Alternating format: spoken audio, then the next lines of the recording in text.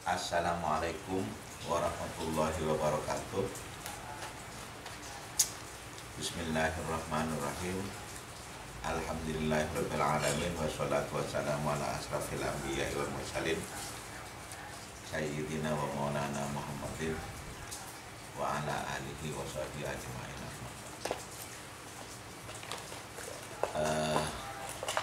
Anak-anakku, taruna dan taruni yang saya cintai dan yang tercinta, kali ini kita berbicara tentang masyarakat. Kemarin itu masyarakat itu dibagi dua. Tingkat kepatuhannya, kalau pimpinannya seperti yang saya berikan kemarin. Lalu sekarang rakyat. Tingkat kepatuhannya rakyat itu apa? Nah, di dalam Islam itu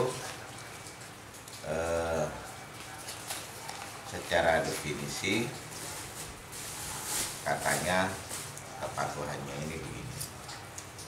Imtithalul awamir wajibinabun nawamir.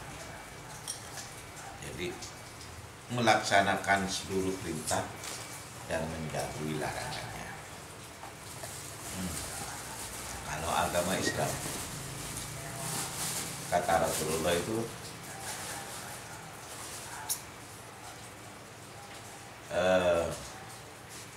wa ma nahaitukum anhu fajtanibu.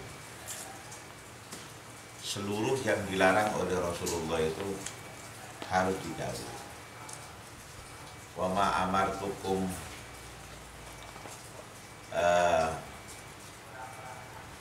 faf'alu minhu mastata'tum. Apa yang saya perintahkan, kerjakan yang Anda mampu. Jadi perintah Rasulullah itu step by step itu harus ditingkatkan, harus ditambah setiap hari. Yang mampu, yang tidak mampu ya jangan dulu. Tapi kita sebagai hamba Tuhan, sebagai rakyat mesti kita lakukan. Nah, apa saja yang diperintahkan oleh agama itu kepada masyarakat itu, satu itu melaksanakan penghambaan kepada Tuhan.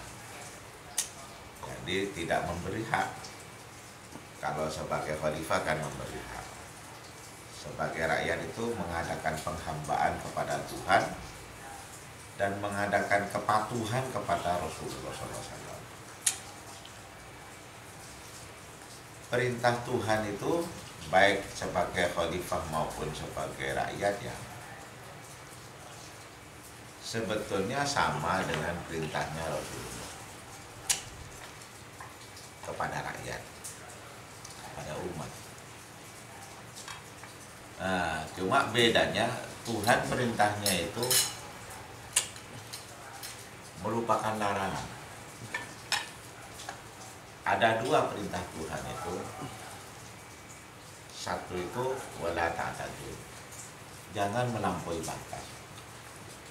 Banyak fenomena kehidupan itu orang melampaui batas. Ini nggak boleh.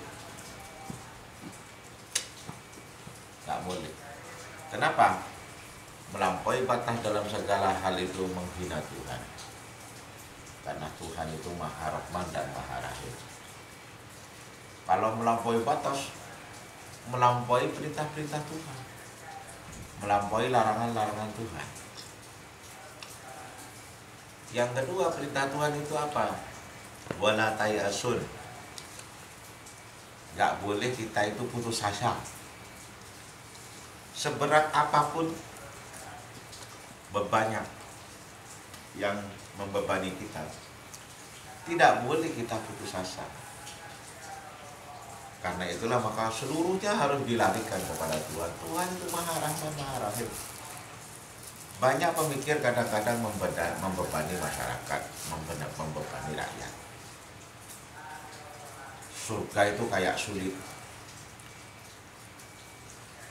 seakan-akan kita akan tertimpa neraka terus. Padahal kita mau masuk surga itu mudah, bahkan sangat gampang. Kata Rasulullah itu, man qala la ilaha illallah dakhala jannah. Orang yang ngomong la ilaha illallah dakhala jannah. Mudah kan? La ilaha illallah sudah masuk surga. Jadi ini artinya bahwasanya Tuhan kita itu, Tuhan yang memiliki kita itu Maha Rahman, Maha Rahim. Makanya nggak boleh putus asa. Tuhan itu Maha Sayang, Maha Kasih. Kok kita itu putus asa? Nggak boleh. Jadi hanya dua aja, ingat, jangan melampaui batas dan jangan sampai putus asa. Lalu sebagai rakyat itu bagaimana? Kata Rasulullah itu, kalau sebagai rakyat itu saking demokrasinya kehidupan ini, di hadapan pemimpinnya sebagai rakyat itu bagaimana? Kadang-kadang seakan-akan jadi pemimpin. Nah, gitu. Seakan-akan jadi pemimpin kalau berpendapat. Ini enaknya begini, ini enaknya begini. Ini kita kerjakan seperti ini. Dan mencintai pemimpinnya. Nah sekarang dalam fenomena kehidupan ini kayaknya banyak orang yang membenci pemimpinnya, membenci gubernur, membenci bupati, membenci presiden. Mereka itu melakukan kebaikan seakan-akan tidak pernah melakukan kebaikan, kejelekan. Tidak boleh seperti itu. Kepada pimpinan itu kita harus hormati, kita cintai, kita patuhi. Anak-anakku yang sangat saya cintai dan yang tercinta, karena itulah makanya kalau kita sudah melakukan seperti itu, mesti kita sebagai rakyat itu beradab, sejahtera.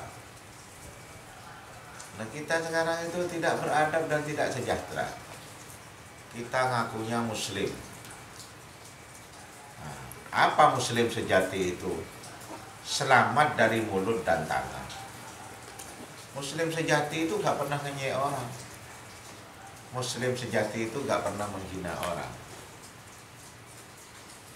Yang kedua itu sebagai mukmin. Apa hakikat sebagai mukmin itu? Orang yang bersama kita itu merasa aman. Tetangga kita merasa aman, teman kita merasa aman. Itu mukmin. Lu kok banyak musuhnya, marah-marah kepada orang, itu jelas itu bukan mukmin sejati. Kok mulutnya itu menghina orang, tangannya menuding-nuding orang, mencaci orang, itu jelas bukan muslim sejati. Nah mukmin sejati dan muslim sejati itu yang sesuai dengan aturan dan peraturan, mesti mereka itu beradab dan mesti mereka itu membangun kehidupan yang penuh dengan sejahtera. Dua, melahirkan kewajiban asasi manusia. Orang-orang berlomba memenuhi kewajiban asasinya, sehingga secara otomatis lahir hak asasi manusia. Nah, hak asasi manusia itu dimulai dengan kewajiban asasi. Nah, kalau kewajibannya tidak terpelihara, nggak ada hak asasi. Nggak ada hak asasi. Yang ketiga, melahirkan demokrasi. Demokrasi itu apa? Mendapat pelayanan yang sama. Mendapat pelayanan yang sama. Karena ini menangkut dalam kehidupan. Orang mesti kalau ada orang yang apes itu, rakyat saja sudah, sesama temannya, sesama penduduknya saja sudah mengadakan pelayanan yang sama kepada orang yang apes itu. Apalagi sebagai kepala negara, sebagai negarawan, sebagai khalifah. Karena itulah bagi kita yang patuh kepada Allah, penghambaan kepada Rasulullah itu besar, maka otomatis akan melahirkan peradaban dan kesejahteraan, melahirkan hak asasi manusia, melahirkan demokrasi yang yang kita idam-idamkan di dalam kehidupan ini. Ini saja dari saya, tambahannya yang kemarin itu tentang masyarakat nanti dirangkum dikirimkan kepada BAK. Cukup sekian. Wallahul muwaffiq ila aqwamit thoriq. Wassalamualaikum warahmatullahi wabarakatuh.